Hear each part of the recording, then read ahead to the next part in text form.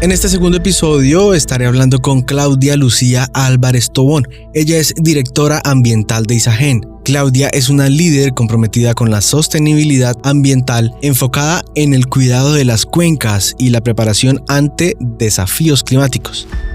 Con su apoyo, Isagen tiene una de las mejores perspectivas para seguir su camino hacia la sostenibilidad.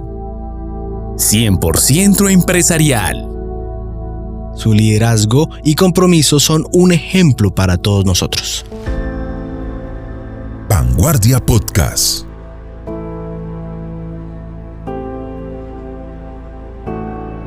Claudia, bienvenida al podcast 100% empresarial. Hola Marwin, muchísimas gracias por esta invitación, emocionada de venir a compartir con los oyentes todas estas cosas importantes sobre el tema de la sostenibilidad y el agua. En las últimas décadas hemos experimentado cambios constantes en diversos aspectos. Más allá de lo económico, pues estoy hablando de cosas sociales, de términos ambientales, de marketing, de información, de conectividad que está muy hablado últimamente. Es crucial en todo este contexto destacar que las organizaciones también están evolucionando y están creando unas nuevas versiones de sí mismas. Se están transformando y están transformando nuestras formas de actuar. Entonces a mí me gustaría preguntarte cuáles consideras que son esos 4 desafíos más importantes que las empresas deben enfrentar en términos de sostenibilidad. Voy a arrancar diciéndote cuál es como nuestro enfoque en Isagen de cómo entendemos el tema de sostenibilidad. Y nosotros lo entendemos desde 3 pilares que son fundamentales: el tema social, el tema ambiental y el tema de gobernanza. Cuando nosotros vemos el tema ambiental, no solamente lo vemos desde el tema de la fauna y la flora o desde el tema pues de la conservación. Lo entendemos desde lo biótico, que está pues fauna y flora, lo entendemos desde lo físico, agua, suelo y aire, y fundamental también entender lo social. Lo social como esa parte antrópica que puede ser un riesgo para el medio ambiente, pero que también puede ser una oportunidad para el medio ambiente. Entonces, en ese sentido es que nosotros vemos que tenemos varios desafíos para el cuidado del agua. Esos desafíos definitivamente son la gestión del conocimiento, ¿cierto? Esa gestión en donde tenemos que conocer el recurso y tenemos que conocer las cuencas y entender la cuenca como un área administrativa, geográfica para administrar. Tenemos también ahí un tema fundamental desde las políticas públicas, en donde tenemos que pensar muy bien el tema del ordenamiento territorial. Un ordenamiento territorial que tiene que ser pensado, digamos, muy adaptado a las regiones, al contexto. No es lo mismo hacer políticas públicas para Antioquia, el eje cafetero, Bogotá, que para Santander, ¿cierto? Santander tiene sus propias problemáticas, pero también en Santander, dependiendo también de la zona, podemos tener comunidades campesinas, comunidades urbanas, comunidades étnicas, sean indígenas o comunidades negras. Entonces también tienen que ser unas políticas públicas que se adapten tanto al contexto como al tema étnico y de comunidades. Tenemos otro desafío fundamental y es en esa gobernanza cómo nos articulamos todos. Todos necesitamos del agua y ahí está la industria, pero está también el uso, el consumo humano, está el tema de la academia, están los agricultores, están los ganaderos, todos necesitamos del agua. Por lo tanto, tenemos que pensar en esa gobernanza y cómo hacer que todos y cada uno podamos usar el agua de manera equitativa, de manera de que podamos usarlo hoy, pero dejar también este recurso y cuidarlo para esas generaciones futuras. Tenemos también el tema de la participación. Si nosotros no pensamos en la participación, en el diálogo, el agua se nos puede volver en un conflicto y no en una oportunidad. En ese sentido, tenemos que buscar es un tema de cultura del agua, un tema en el que seamos conscientes de la importancia del agua, de cómo podemos cuidar los recursos. En ese sentido es mitigar, ya sabemos que el cambio climático está ahí, cómo mitigamos ese cambio climático, pero también cómo definitivamente nosotros también nos podemos adaptar a él. Entonces, la participación de todos los actores es crucial. La participación de la academia, la participación del gobierno desde el punto de vista público, la participación del sector privado como las empresas, pero la participación de la sociedad civil también. Entonces, en ese sentido, la participación y el diálogo es la manera de poder llegar a esa gobernanza, a esa sostenibilidad del recurso hacia futuro, porque las empresas solamente somos viablemente desde el punto de vista económico, social y técnico si nuestro entorno también es viable. Entonces estás hablando de, primero que todo, entender, ¿sí? Sí. Educación. Educación Perfecto. es el punto principal ahí de inicio. Y luego ordenarnos. Esa es como la palabra, clave. sí. Ordenarnos en todos los sentidos. Desde lo político, lo social, lo económico, todos los sentidos, para luego entonces seguir participando.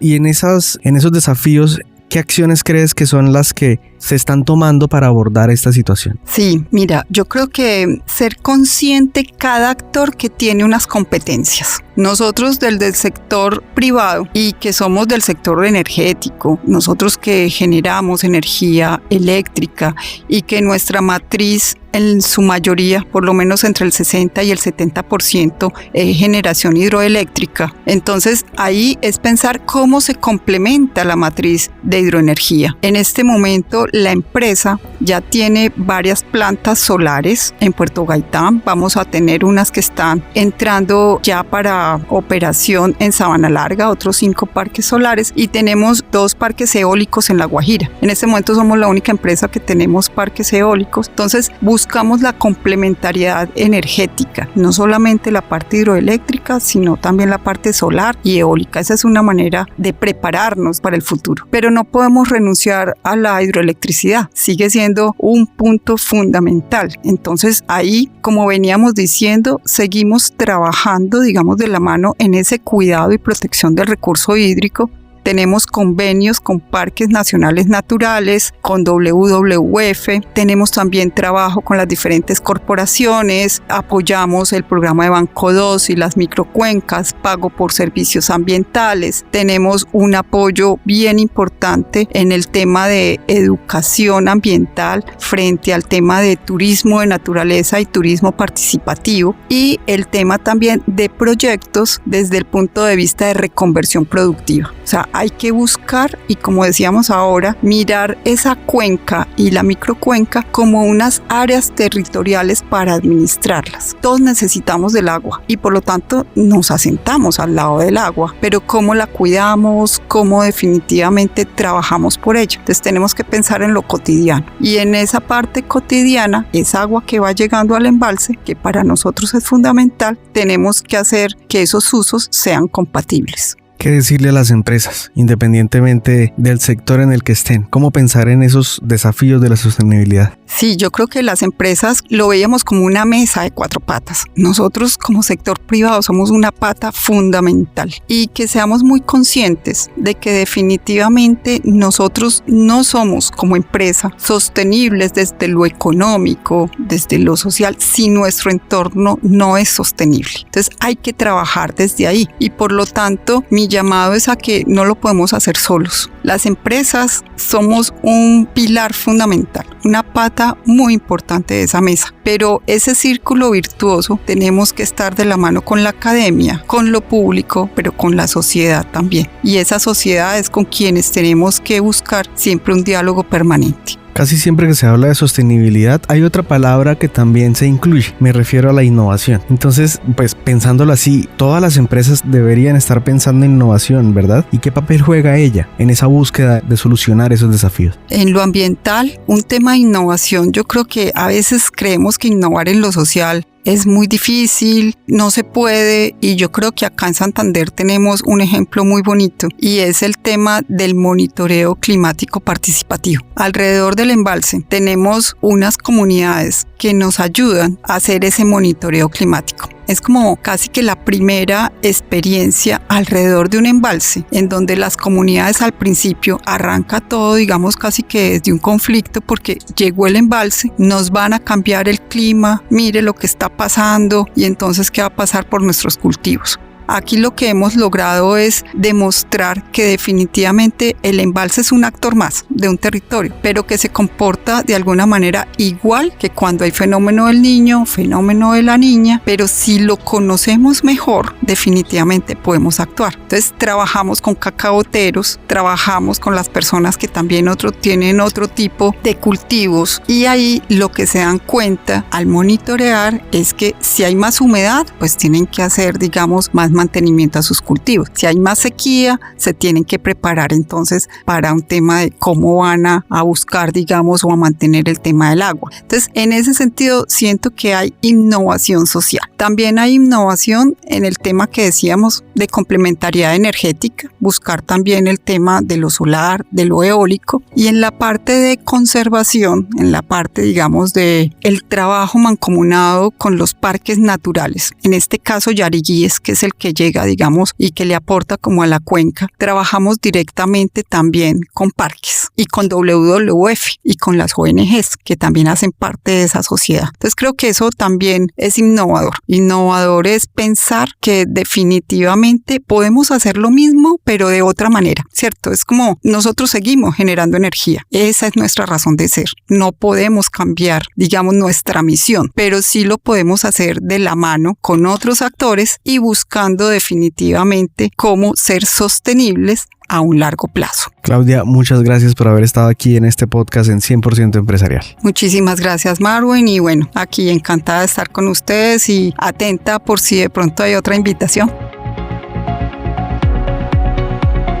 100% Empresarial. El consejo para pensar en la sostenibilidad es arrancar por ser conscientes de que la sostenibilidad no está en los otros. La sostenibilidad arranca por nosotros mismos, arranca por nuestro compromiso como ciudadanos. Por lo tanto, es la familia nuestra primera célula donde vamos enseñando el cuidado de esos recursos naturales, pero no solo desde el recurso natural, es también desde la sociedad. Yo también, ¿cómo hago sostenible? No solamente el tema de los recursos, sino mi medio ambiente. Y mi medio ambiente tiene también al otro que está al lado. Entonces, desde mi familia, yo soy sostenible, yo puedo ser sostenible en mi ámbito escolar, voy llegando a las empresas, pero también voy permeando a la sociedad. Entonces, en ese sentido, definitivamente, ser sostenible arranca desde mí mismo, desde mi conciencia ciudadana, para poder aportarle al planeta. Nosotros definitivamente no podemos vivir sin el planeta. El planeta sin el ser humano sí puede vivir. Por lo tanto, hay que cuidar nuestra casa común, así como hay algunos pensadores que nos invitan a esta reflexión.